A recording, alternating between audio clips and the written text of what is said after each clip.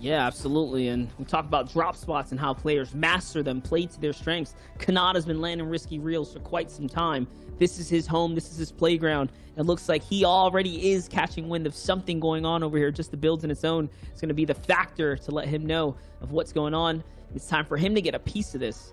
He's been averaging about 2 elims throughout the course of the competition around, so this could be one of his cheeky little rotates to see if he can get one. And yes, he's going to steal away with one.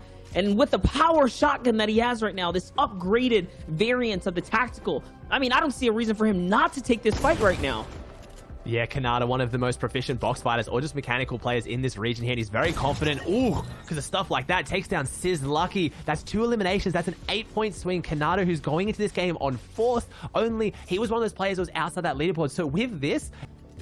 But we're going to jump over now. Spark G Timbers here.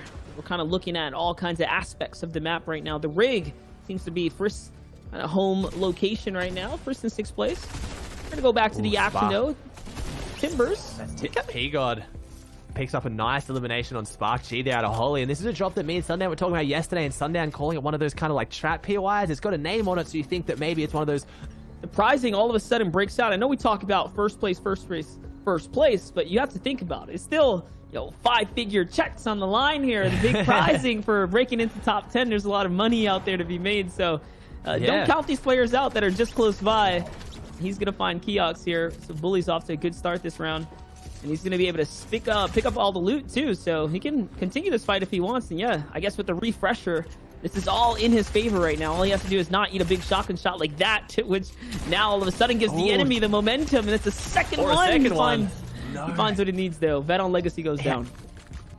And we're looking at players like Timbers, P-God, FaZe Bizzle, and all the others because they're all very much in contention for taking away this entire tournament. Even at 86 points here, you have to think about it. We just saw Liege bounce all the way back up with 1 victory royale, and he had less points than this, and all of a sudden he was in the top 5. So one big win, and top 5 is Timbers, P-God, right? All of a sudden, and he's in the conversation for being our next FNCS Invitational champ. We got a fight going down. Yeah. P-God's going to try and take this one from beneath, see if he can knock him out and maybe get a bit of an advantage. He does, hits it for Whites too. Knight goes down. Knight having a rough day. He does drop Logjam, so he's not too far from his drop, but obviously had someone in his rotation path that Timbers now has in front of him. But I don't know if this player really wants to take this fight. Could maybe use this tree cover to disengage. Or it's Saf getting beamed up a little bit as Frosty is pushing forward. And we're going to see more of these fights break out now where even a couple tags, as all these players need to go aggressive. Maybe needed more though, because Frosty gets in the box but doesn't capitalize. But Tragics, he's not out of the fire yet. He's in the back foot now. He's got Slurpfish. And that's the thing, right? If you want to pull a Wolfies, you have to push players. I mean, Frisk could be trying to do the same thing. It's one thing to play for top 10. It's another to play for the victory. The entire kind of to be the champion of the tournament. He's going to find Jamper right there just from taking a couple shots right underneath, falling him into the trap now. And with all the excess loot here, I wouldn't be surprised if he just parks up right now and takes well and full advantage of the situation he's been granted here. It's Booga, the World Cup champion. The World Cup. He's got to get through Booger up there. He's got the Gideon looking over to and Sway, a name we haven't seen too much for how aggressive he is. Struggling a little bit here in these more stacked games compared to what he did in the reboot rounds. He gets in the box and showing there. He goes toe-to-toe with Grazka. That's the kind of play that maybe worked during reboot round and maybe worked during those more open qualifier situations. But when you go against toe-to-toe with some of the best, another bandage cannon maybe doesn't want to use it, doesn't want this player to know he's here. This is a risky fight to take, goes for the builds. I think it's kind of do or die here. He needs to go for these shots. 45 health is ticking down. It's a 2-tick now as well, so he doesn't have long to wait this one out. Finds the angle though, but maybe had the info that Nico was low as well, and there it is. Kaz played that one well. He's now got the minis, the bandage cannon, and the big pop, but he's got to make it pretty far into a lot of eyes looking at him. I can see 6 people on that bridge just to his right, so see if maybe he can even make it to the next zone, but a good elimination either way.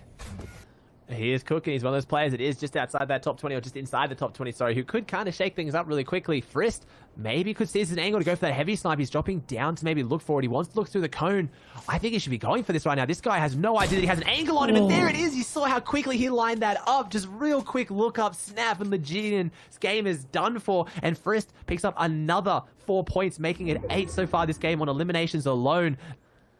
And just that shot right there, I got to give full credit to the ops team. It gives you the perfect kind of canvas, lay of the land, right? This is what Neon is dealing with. Avery on height, Booga on the other side, Stretch perched up on the mountain already, and all the other threats and factors in the field. How is Neon going to make this rotation right now? It's against all odds, and that's what I meant coming into this. It doesn't look like a winning formula, and now he needs this Elam more than anything, probably to keep him in the game right now. This could be a bounce back moment for him, the refresher per se, but no, he's not taking any risk. He's actually going to disengage and take a completely different route. Yeah, it's a scary choice there. I actually kind of liked that player pushing on his wall. I thought that might be Neon's choice to chance to get an easy limb because, like, I could see this happening. He's got no minis. He's got no meds. I think that play that was close to him was actually his best chance to get back in. He needs a really good tack here. A single bullet of any weapon in the game will take him down. Here he's up against the wall, and he gets the elimination. He somehow pulls it out. Bank goes down. Neon, who is in third place.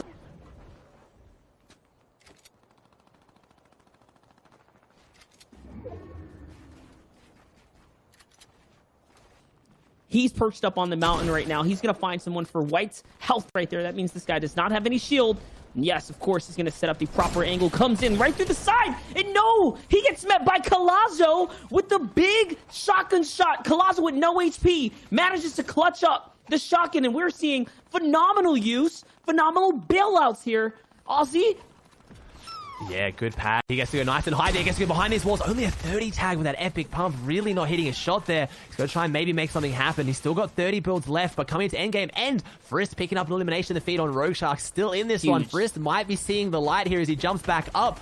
We see Assault trying to find his way through this one, gets the floor, but unfortunately the player was on a stair, but he's hunting for it. Needs that refresh. Player forgot that he was there, or just maybe didn't think that he'd rotate around the outside. Phases in. He just can't keep going, though. He's breaking these walls. He's pushing forward. He cannot find this player, but he's now getting pinned in the back from the third party. Drops down. Assault is just hunting this fight. Can he make it? He does. He finally finds his way in, as Unknown in the feed picks up 2 eliminations, so he might be jumping his way back up in here as well now. And that was Young Calc who gets drop kicked right there. And people forget about Assault and what he did during the Elite Cup. I mean, we talk about DreamHack Anaheim. We talk about World Cup as recent kind of solo things. But there was a community event, and Assault was very much in there. He put up big numbers during the Elite Cup. And, you know, just something to mention that Assault is on the brink. He's on the bubble. 27th coming into this game. These Elims now are all of a sudden putting him in the upswing to potentially throw him into top 10 to propel him into the conversation as one of the best solo players there is that exists in the Fortnite scene.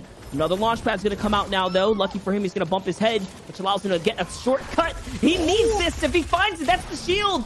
And it's RBK Big Brain Arab who's going to fall there. Arab is having a whirlwind of a day, Aussie.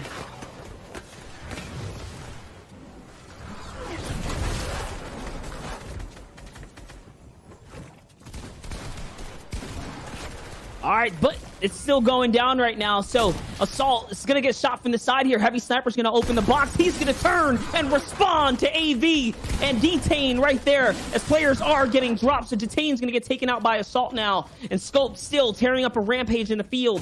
Azers is going to fall. And here Assault's going to find another one. Furious must be so mad after that shot right there because once again, his guard was let down and he gives 4 floppers to Assault, who's going to be making a big comeback from the back of the storm line.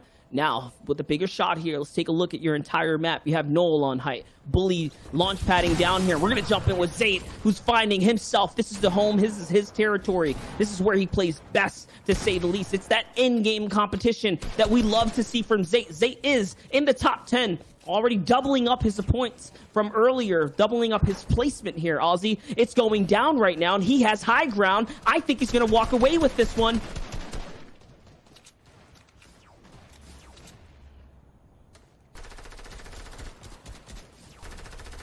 All right, but Ozzy's going to cut back out, so we're going to jump back into this. It's ZAYT on high ground here. He's looking for any opportunity. Remember, he was in 8th place. So with all the shots landing right there, all of a sudden he has enough ammunition to run this game. And he can build out as high as he wants because the water is right over it as long as he leads out. And he recognizes that. He's taking full advantage of it right now.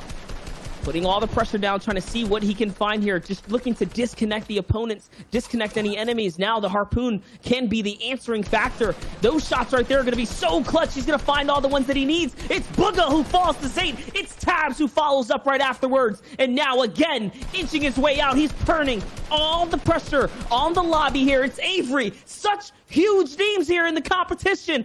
ZAYT, what are you on right now? High ground is his. He's going to jump into the water. It hits the big shotgun shot on Null. And all of a sudden, ZAYT. And I mean, Right it's now, literally the best of the best, the leanest. There's no fats in this competition. It's so cut lean. ZAYT, 150 points at first place right now. 2 victory royales, putting him amongst, like, honestly, the elites. And this is what I meant coming into this. Players like ZAYT, they do this all the time when it comes down to high stakes competitions.